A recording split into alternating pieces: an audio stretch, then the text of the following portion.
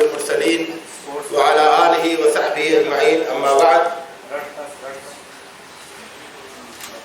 یہ میرے لیے بے انتہا خوشی اور مسرت کی بات ہے کہ اس مشہور، معروف اور تاریخی کالج کے اس ذہین طلباء کے سامنے مجھے ایک موضوع پر تبادلہ خیال کرنے کا موقع مل رہا ہے۔ اس کے لیے میں عالی مقام جناب فضل رحیم بیگ صاحب، اس کالج کے سربراہ کا شکر گزار ہوں۔ اس کے ساتھ ہی ہم گفتگو کو آگے بڑھاتے ہوئے، بات جب سوشل جسٹس کی آتی ہے تو یہ ہوتا ہے کہ سوشل جسٹس کی تعریف کیا ہے، اس کو ڈیفائن کون کرے اور کس طرح سے کیا جائے۔ عام طور سے انسانی تاریخ میں یہ ہوا ہے کہ انصاف کی تعریف کی گئی ہے اہل اقتدار اور اہل جبر اور اہل طاقت کے سائے میں، ان کی مرضی کے مطابق، اور وہ تعریف یا وہ تصور اس طرح کا ہوتا تھا جس کو سمجھنے کے لیے ایک جانوروں کی تمثیل دی جاتی ہے کہ ایک مرتبہ ایک شیر، ایک بھیڑیا اور ایک گیدڑ تینوں شکار کرنے نکلے، تو انہوں نے ایک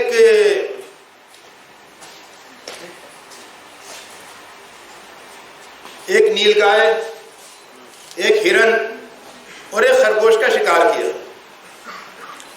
تو تینوں شکاروں کو جمع کر کے شیر نے کہا بھیڑیے سے کہ تقسیم کرو ہم تینوں کے درمیان۔ تو بھیڑیے نے کہا کہ نیل گائے بڑی ہے، وہ آپ تناول فرما لیں، ہرن اس سے چھوٹا ہے وہ میں کھا لوں گا، خرگوش گیدڑ کو دے دیں گے۔ شیر کو بہت غصہ آیا اور اس نے کہا کہ یہ تو انتہائی نامنصفانہ تقسیم ہے، اور اس نے بھیڑیے پہ حملہ کیا اور اس کو چیر پاڑ کے رکھ دیا۔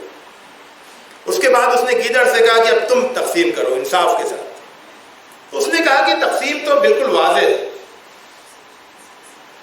یہ صبح کا وقت ہے، آپ نے رات سے کچھ کھایا نہیں ہے، اس وقت آپ نیل گائے تناول فرما لیں، دوپہر میں آپ یا شام کو آپ کو جب بھوک لگے تو آپ ہرن کھا لیجیے گا، اور بیچ میں جس وقت آپ کی خواہش ہو خرگوش کھا لیجیے گا۔ تو شیر بہت خوش ہوا اور اس نے کہا کہ بہت اچھی اور بہت ہی منصفانہ تقسیم تم نے کی، لیکن یہ تقسیم تم نے سیکھی کہاں سے؟ تو اس نے کہا کہ بھیڑیے کے انجام نے مجھ کو یہ تقسیم سکھائی۔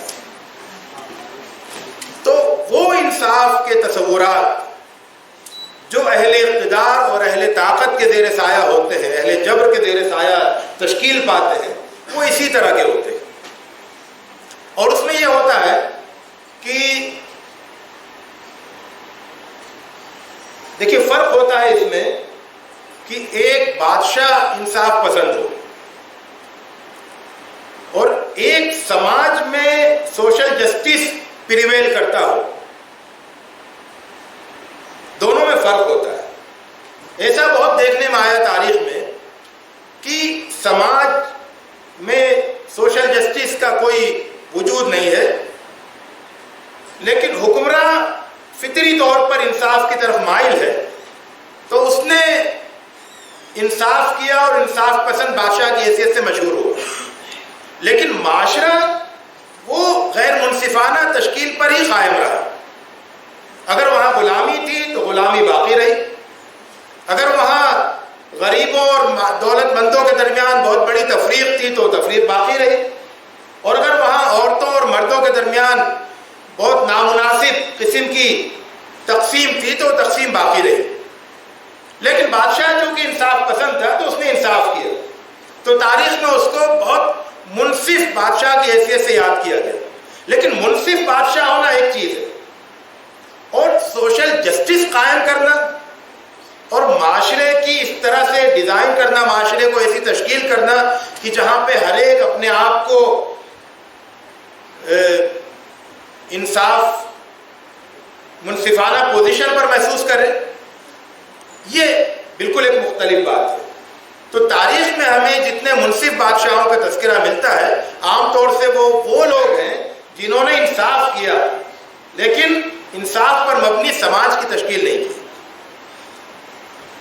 قرآن مجید کی اور اسلام کی امتیازی خصوصیت یہ ہے کہ نمبر ایک یہ کہ یہاں پر جو انصاف کا تصور پیش کیا گیا وہ کسی طرح کے اقتدار کے زیر سایہ پیش نہیں کیا ہے، بلکہ وہ عام انسانوں کے ذریعے سے عام انسانوں کے درمیان پیش کیا گیا، ایک بات۔ اور دوسری بات یہ ہے کہ اسلام میں حکمراں کے منصف ہونے پر جتنا زور دیا گیا اس سے کہیں زیادہ زور سماج کی منصفانہ تشکیل پر دیا گیا۔ اس سلسلے کو ابھی ہم اور آگے بڑھائیں گے۔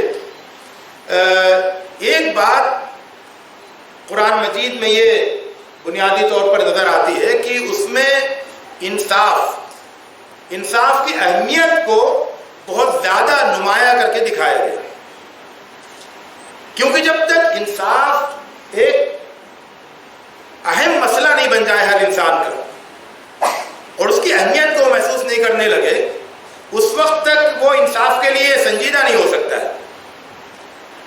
اپنا حق حاصل کرنا یہ ایک چیز ہے، لیکن انصاف کا موقف اختیار کرنا یہ دوسری چیز ہے۔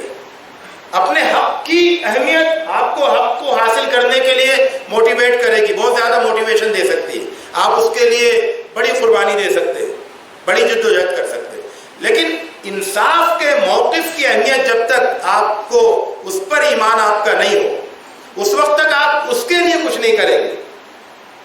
تو قرآن مجید سب سے پہلے انصاف کو انسانوں کے لیے بہت اہم ویلو کے طور پر پیش کرتا ہے، یہاں تک کہ قرآن مجید انصاف پسندی کو حب الہی کا معاملہ بنا دیتا ہے۔ جب اللہ رب العزت قرآن مجید میں کہتے ہیں کہ ان اللہ یحب المقسطین، کہ اللہ تعالیٰ انصاف کرنے والوں کو انصاف پسندوں سے محبت کرتا ہے، تو اس کا مطلب یہ ہوا کہ جسے اللہ کا محبوب بننا ہے اور جس سے اللہ تعالیٰ سے محبت ہے اسے انصاف سے محبت کرنی ہوگی، انصاف کی ویلو کو اپنے دل میں اونچا مقام دینا ہوگا۔ تو بہت اونچا مقام ہو گیا نا یہ انصاف کا، کہ یہ حب الہی کا معاملہ بن گیا، اور یہ مطلب اہمیت کی معراج ہے کہ کسی چیز کو اتنی اہمیت دی جائے کہ وہ حب الہی کا معاملہ بن جائے۔ اور بار بار قرآن مجید نے یہ کہا کہ واللہ لا یحب الظالمین، کہ ظلم کرنے والوں کو اللہ تعالیٰ ان کو بالکل پسند نہیں کرتا ہے۔ اسی طرح سے قرآن مجید میں نبیوں کو بھیجنے کا اور شریعتوں کو بھیجنے کا، کتابیں نازل کرنے کا بنیادی مقصد بتایا انصاف کو قائم کرنا۔ وَأَنزَلْنَا مَعَهُمُ الْكِتَابَ وَالْمِيزَانَ لِيَقُومَ النَّاسُ بِالْقِسْطِ، کہ اللہ تعالیٰ نے رسولوں کے ساتھ کتاب بھیجی اور میزان بھیجا، اس لیے تاکہ لوگ انصاف کے ساتھ معاملات کریں، انصاف کو اختیار کریں۔ قرآن مجید نے انصاف کو اتنی زیادہ اہمیت دی ہے کہ دشمنوں کے ساتھ انصاف، جو انصاف کا سب سے مشکل موقع ہوتا ہے، دشمنوں کے ساتھ انصاف، تو اس کی بھی تاکید کی ہے۔ فرمایا وَلَا يَجْرِمَنَّكُمْ شَنَآنُ قَوْمٍ عَلَىٰ أَلَّا تَعْدِلُوا، کسی قوم سے تمہاری دشمنی تمہیں اس بات کے لیے آمادہ نہ کرے کہ تم انصاف کے تقاضوں کو پامال کر دو، فراموش کر دو۔ اور یہاں تک بتایا کہ دشمن چاہے مطلب بڑے سے بڑا ظلم تمہارے اوپر کر چکا ہو، تمہارے ساتھ زیادتی کر چکا ہو، تب بھی تمہیں انصاف کے تقاضوں کو پامال کرنے کی اجازت نہیں ہے۔ وَلَا يَجْرِمَنَّكُمْ شَنَآنُ قَوْمٍ ان صدوکم عن المسجد الحرام ان تعتدوا. تو یہ کچھ باتیں تھیں. اس کے بعد پھر ہم اور آگے بڑھتے ہیں. وہ یہ کہ قرآن مجید نے یا اسلام نے جو انصاف پر مبنی سماج قائم کیا، وہ اس کی ایک ایگزامپل میں آپ کو دیتا ہوں. دیکھیے ہے کیا کہ ایک بات پہلے کہی جاتی تھی کہ غریب اس لیے غریب ہے کیونکہ اس نے غربت کے راستے کو اختیار کیا، اس کی قسمت میں غربت ہے، اس کو غریب ہونا ہی تھا. کمزور اس لیے کمزور ہے کیونکہ کمزور طبقات کے طور پر ہی پیدا کیے گئے تھے، ان کی بنانے والے نے قسمت ہی یہ رکھی تھی. بعد میں تصور یہ بدلا کہ نہیں، یہ ہماری زیادتی ہے. اگر طاقتور لوگ ظلم کرنا بند کریں گے تو کمزور لوگوں کو راستے ملیں گے.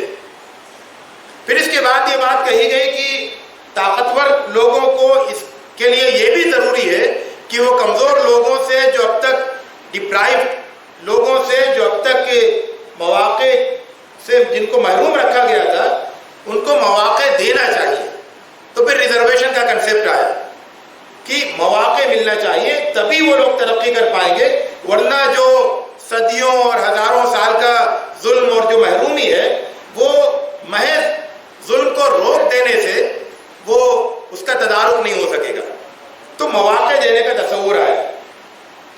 اسلام میں اس سے بھی آگے بڑھ کر یہ تصور دیا گیا کہ نہ صرف یہ کہ ان کو مواقع دیے جائیں، بلکہ ان کو مواقع استعمال کرنے کا فل سپورٹ، ان کو مواقع استعمال کرنے کے لائق بنایا جائے اور مواقع کو ان سے بالکل لازم و ملزوم کر دیا جائے. یعنی یہ جو صورتحال ہے، آپ دیکھتے ہیں کہ ریزرویشن ہوتا ہے کہ بھئی 10 سیٹیں فلاں سیکشن کے لیے ہیں، لیکن انٹرویو میں ایک ہی آدمی آیا، 9 لوگ کیوں نہیں آئے؟ موقع تو تھا، 10 سیٹ ریزرو کی گئی تھی، کیونکہ باقی لوگوں کو اس لائق بننے ہی نہیں دیا گیا، یہ بنایا نہیں گیا کہ وہ اس موقع کو اویل کر سکے. اب میں آپ کو بتاتا ہوں کہ قرآن مجید یا اسلام میں کس طرح سے کیا کیا گیا. ایک شخصیت کا نام آتا ہے عطا ابن رباح. یہ صحابہ کے بعد کی جنریشن میں سے تھے. یہ غلام تھے. نمبر 1 غلام، جسے اس زمانے میں اور اس کے بعد تک، پچھلے زمانے تک یعنی پچھلی صدی تک غلاموں کو جانوروں کی طرح سے سمجھا جاتا تھا اور ایز اے کموڈیٹی ڈیل کیا جاتا تھا. تو غلام تھے. ایک کمزوری. دوسری کمزوری یہ تھی کہ یہ پیر سے معذور تھے. تیسری کمزوری ان کے اندر یہ تھی کہ ایک آنکھ سے بھی معذور تھے. چوتھی کمزوری ان کے اندر یہ تھی کہ یہ بالکل سیاہ فام تھے. پانچویں کمزوری ان کے اندر یہ تھی کہ ناک وغیرہ سب دبی ہوئی تھی اور چہرے کے لحاظ سے یعنی عام فہم یعنی عام زبان میں یعنی بدصورت سمجھے جاتے تھے. تو اس طرح سے بہت ساری کمزوریاں ان کے ساتھ لگی ہوئی تھی. انہوں نے اسلام قبول کیا، ان کو آزادی ملی. پہلی بات، آزادی ملنے کے بعد پھر ان کے اندر علم حاصل کرنے کا شوق پیدا ہوا.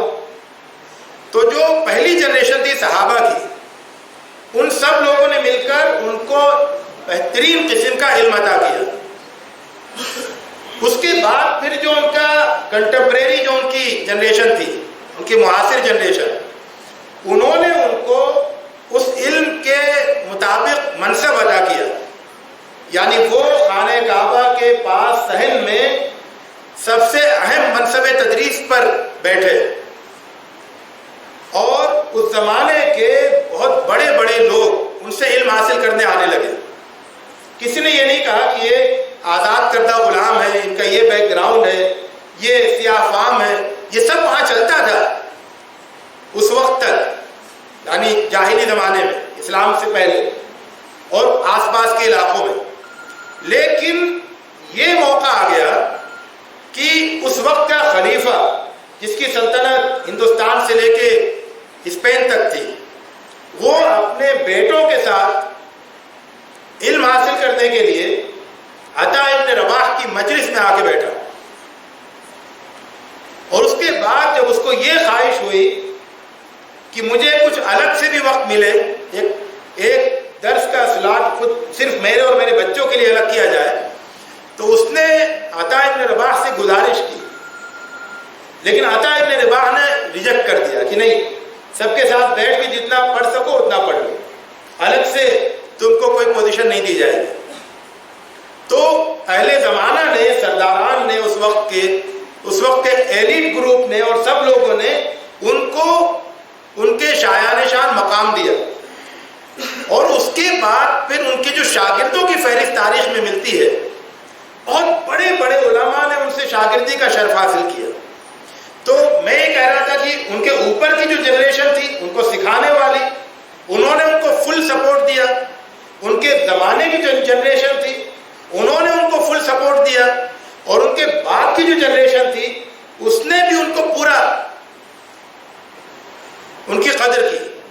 اور آج تک ان کے اقوال، ان کی رائے ہماری کتابوں میں بہت ہی احترام کے ساتھ بیان کی جاتی ہے.